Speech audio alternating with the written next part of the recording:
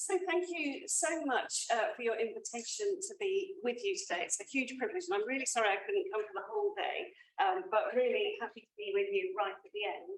I'm very honoured, as it were, to have to coin a grove. Oh, somebody's just scratched out there. To have the last word in the day, and to offer some reflections on this occasion of the 50th anniversary of Grove Books. So firstly, I just wanted to, what is going on out there? Yeah, ventilation is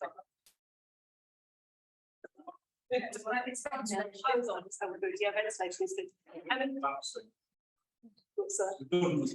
Well, I was trying to think, what can I say about the government, and it wasn't nothing, so I'm really glad that you got that in charge. So can I firstly just say congratulations, 50 years of producing high quality, accessible, scholarly, relevant insights to the Christian faith and the church and discipleship is quite an achievement. And I know that there will be many in this room who have played a part in that. So you can reach behind and give yourself a pat on the back right now. And secondly, I wanted to say thank you. I can't quite remember when I bought my first Grove book, but I think it was probably when I went to theological college and I discovered these wonderful things called Grove Books. So that was 25 years ago. So I don't know, have you done this? I mean, have you turned to the person next to you and say, when did you buy your first Grove book? Have you done that? Not yet. If not, why don't you do that just now? Turn to the person next to you. Some people have even got them with me. So,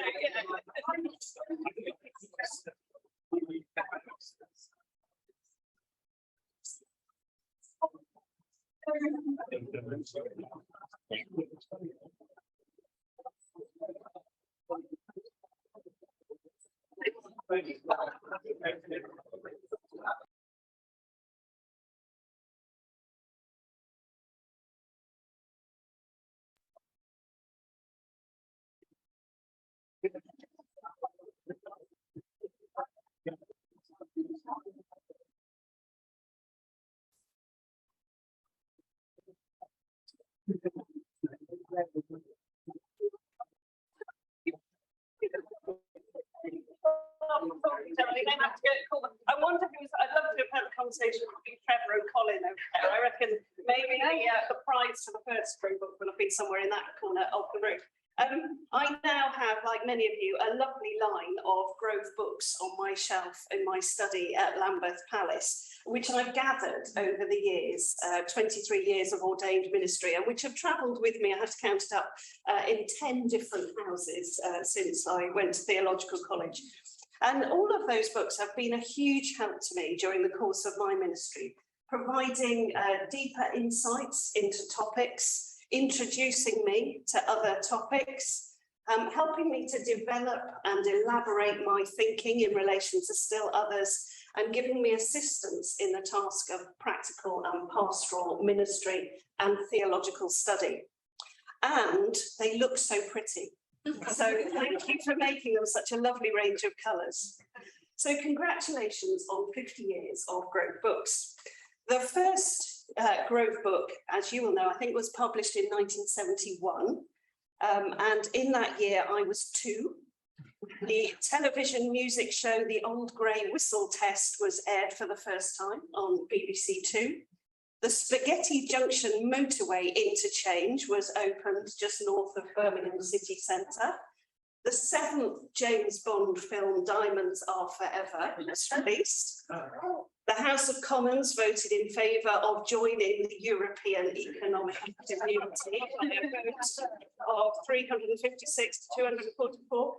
Edward Heath was the Prime Minister, and he was the Prime Minister for 4 years. Do you remember that?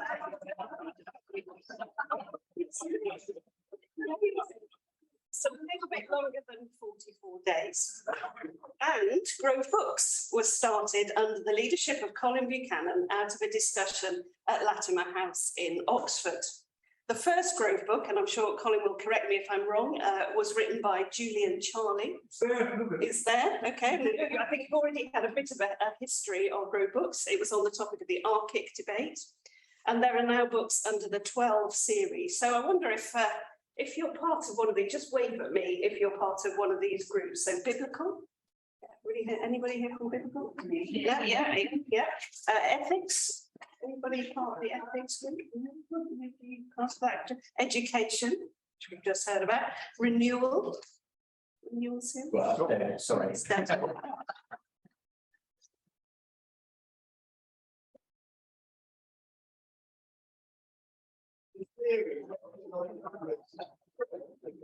That's hilarious. The renewal series maybe needs renewal. The website needs changing there. Evangelism. Yep. Discipleship. Yep. Fantastic. Doctrine. Newest. Nobody here from doctrine. Leadership. Yeah. Spirituality. Yeah. Fantastic.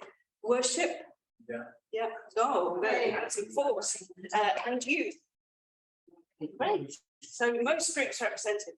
The list of authors, I was having a look on the website at the list of authors, and it really does read as a compendium of the great and the good of the world of Christian theology over the last 50 years. I have to say, I have never written a Globe Grove book, so I will put my hand up. Having done my doctorate in liturgy, and I was looking at the theology of power and authority in worship, I was for a short time a member of GROW, the group for the renewal of worship. Is that precursor to the worship series? Or, and gained a great deal from being part of that group in my early ministry and academic career, and particularly enjoyed working with Colin and with Trevor on that group. I don't know if it's all right for me to tell this story. You will know, if you know Colin, that you used to travel everywhere carrying lots of suitcases of books with you. I don't remember you going anywhere without big suitcases of books. So much so that when the former Archbishop of Canterbury, Rowan Williams, paid tribute to Bishop Colin on his retirement, he referred to him as a bull who used to carry with him his own china shop. Robert Runcie, not Rowan Williams, but the story is. So Grove books have made a huge contribution to the life of the church and Christian scholarship over the past 50 years. In fact, I think you can trace the development of Christian thinking and some of the issues facing the church by looking at Grove titles published at the time. And I know you've done a little of this already today. So matters of concern for the church can be seen by looking back over at the Grove books. In 1992, a guide to New Age for confused Christians. Really interesting today. Also in 1992, child sexual abuse, a concern for the church, ? On this day when ICSA is published, that question mark would no longer be there. In 1998, postmodern culture and youth discipleship, commitment or looking cool. That's great. In 2013, the church and big society. More recent titles tell us something about the concerns of our present time. A Christian response to armed drones, responding to post-truth, marine plastics. And you can see what was going on at the time by looking at the Grove books that were being published, particularly in popular culture. So the Diana phenomenon in 1998, responding to the God delusion in 2007. In 2016, the EU referendum, how should we decide? So 50 years ago, in 1971, I wonder what the groups gathering then will have made of the titles that we see published today. Some of them would be inconceivable, wouldn't they, to imagine 50 years ago. Spiritual disciplines for the digital age, sharing faith through social media, COVID-19. Way back 50 years ago, they would have said, what's that? Hybrid church. You know, these words that have just become so much part of our vocabulary now. Learning from lockdown, preaching beyond the pandemic. Some of you here might have written some of those titles, but really relevant, up-to-date titles. But that's the point, isn't it? Grove books have always flexed with the times. They've always reflected current concerns. And Grove books have been so important in my own life and ministry. I'm so grateful for the way that they have helped me think through some of the issues that I've wrestled with over the years. I recall when I was training for ordination 25 years ago, a group of us female ordinands got together to really wrestle with what the Bible said about women and leadership, and so valued Rosie Ward's book at that point on biblical women, Dick France on hermeneutical method in relation to women's ordination, and so many more. Just looking through the way in which books have been titled is really interesting. I had a happy browse through the website and I found Counting Sheep, Attendance Patterns and Pastoral Strategy, Preaching as Dialogue, Is the Sermon a Sacred Cow? And Reassessing the Culture of Assessment, Weighing Pigs Doesn't Make Them Heavier. A whole McDonald's farm. Quite a bit of fun by putting Grove titles together. So try these, The Plant-Based Diet and Exploring Solitude.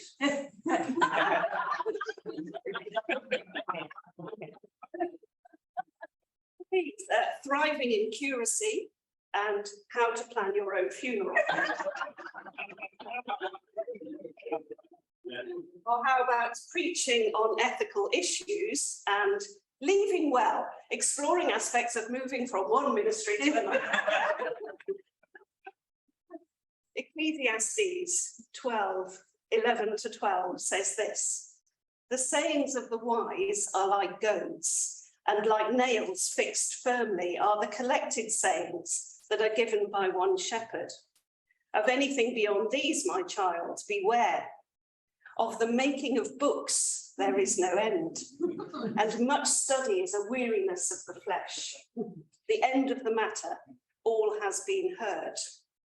That was an oft quoted favourite verse of my students when I was a principal of a theological college, along with Festus's word to Paul in Acts: you are out of your mind, Paul, your great learning is driving you insane. But is that true? Have we got too many books? Is too much study wearying the flesh? Has all been heard? Is too much learning driving us insane? I think I want to say that at present in the church, quite the opposite is true. I'd argue that there is always going to need to be books like the kind that Grove are, based on biblical principles, engaging with best practice and offering practical application. Grove books do not contain all there is to say on any one topic, as the saying goes, not the last word. But for the busy clergy person or the interested lay person, they are indeed a very good place to start, often the first. We will always need books, because books like these point us to God. They open his word and they contain wisdom for our age. Is it possible to say all that is to be said? Well, of course not, because the world changes, and at the moment is changing at a really fast pace. And the church changes too, sometimes at an imperceptible pace. We will always need short and accessible books that distill and summarize topics and themes for busy and pressured Christians, not least church leaders. So what of the future? There will, I hope, be no end to the making of books. Despite the digital age, actual books that you can hold in your hand are not going out of fashion. I never take a Kindle on holiday. I always go with a few clothes and lots of books in my suitcase. I don't know if anybody else is like that. It is great that you can buy e-versions of Grove books, and they are very useful when you get to 10 p.m. on a Sunday night and you need something, on a Saturday night, and you need something for your sermon on Sunday, and you think, I haven't got time to wait for this in the post, and you can just get it delivered to you very quickly. But there is something good and important about a book that you can hold in your hand. I would suggest that into the future, Grove books will serve the church well if they continue to offer three things, and just very briefly to outline what I think those are. The first is scholarship. One of the things I value most about Grove books, and have always done, is the way in which they distill a great load of knowledge and information into a small, accessible format. They are short, but they are not shallow. The biographies and the suggestions for further reading at the end are testament to that. There's always a sense, I think, when you open a Grove book that you're just seeing the glimpse of a huge amount of thinking and reading and living and exploring that the author has done. It's well known that it's much more difficult to write a 4-minute sermon than it is to write a 45-minute sermon, at least I find that, I don't know about you. And it takes a lot of work to write a 30-page book on something. Although Grove books have always been a really good way for budding new authors and theologians to cut their teeth in publishing, they are by no means an easy gig. The church at present is anxious and hard-pressed. The temptation is immense to make quick and rash decisions based on what's before our noses, or what we read on Twitter, or what the latest strategy for this or that is. We do have much to learn from the world around us, not least in some of those ways that I just mentioned, but there is no substitute for really mining the scholarship around a topic. And Grove books will make a valuable contribution if they continue to do so. So keep up the level of scholarship, particularly delighted to see the doctrine series. I really think people in our churches need to mine the doctrine that we have been given. The second thing is relevance. As we've seen, Grove books have always reflected the issues and concerns of our time and will need to continue to do so. The church needs coverage of a wide range of issues. Except in these uncertain and fast-paced times, that's quite a challenge. Key issues used to be associated with centuries or decades, or at least years. Now something is an issue today and can have been supplanted with a new one tomorrow. I've just finished writing a book, actually, not a Grove book, but another book published by SPCK. It's going to be the Archbishop of Canterbury's Lent book for 2023, so here's a bit of a plug for it. It's on failure. Very happy to talk to you afterwards and tell you more about it if you're interested. And in that book, at one point, I write this. The challenges facing our new Prime Minister, Liz Truss. Start of this week, I emailed my editor and said, I think we better add in a paragraph in parenthesis, or whoever happens to be at the time that you read this. I'm now thinking I need to go home and email her and say, I think we just sort of say, insert name of Prime Minister. But things are moving so quickly. So Grove books are going to need to be quickly responsive, which will involve its editors and its writers being like watchmen or women, standing up on the walls, looking out onto the far distant horizon to see what might be coming down the track. There will be a need to be predictive, I think, not just responsive, looking for what is around in the church at the moment, in the areas of mission, of ecclesiology, of human flourishing, some of the things we just heard in connection with education, racial justice, safeguarding. And some of those will take real courage. Sometimes there will be a need to say something that is not popular. And I think a question will be, how willing are we to say those things that no one else is saying? And then the third thing, so scholarship, relevance, and the third thing, and in some ways sort of counter to what I've just said, or the flip side, the side B for it, is the need for wisdom. Now more than ever, the church needs wisdom. Wisdom is that deep, timeless, unchanging truth that comes from immersion in God's word and the scholarship of centuries. Yes, we need relevance, but we also need resonance with the deep magic, as C.S. Lewis would call it, of the Christian story throughout the ages. As a church, I think we are in danger of forgetting who we are and whose we are. And we need Grove books to keep on reminding us, to keep on drawing us back to the truth of Ecclesiastes 12, verse 13, which is just after the bit I read earlier. Fear God and keep his commandments, for that is the whole duty of everyone. Grove books over the last 50 years have enabled us to fear God and to know how to keep his commandments. And we will need that wisdom even more so into the future. I guess the writer of Ecclesiastes might say, all else is vanity. That passage I quoted earlier from Ecclesiastes 12 is preceded by these words, and I just wanted to leave you with these words as a final thought. It says this: besides being wise, the teacher also taught the people knowledge, weighing and studying and arranging many proverbs. The teacher sought to find pleasing words, and he wrote words of truth plainly. So we could say something similar about what is being celebrated here today. Besides being wise, Grove Books also taught the people knowledge, weighing and studying and arranging many topics. Grove Books sought to find pleasing words and wrote words of truth plainly. Thank you for doing that. Long may it continue, and here's to the next 50 years.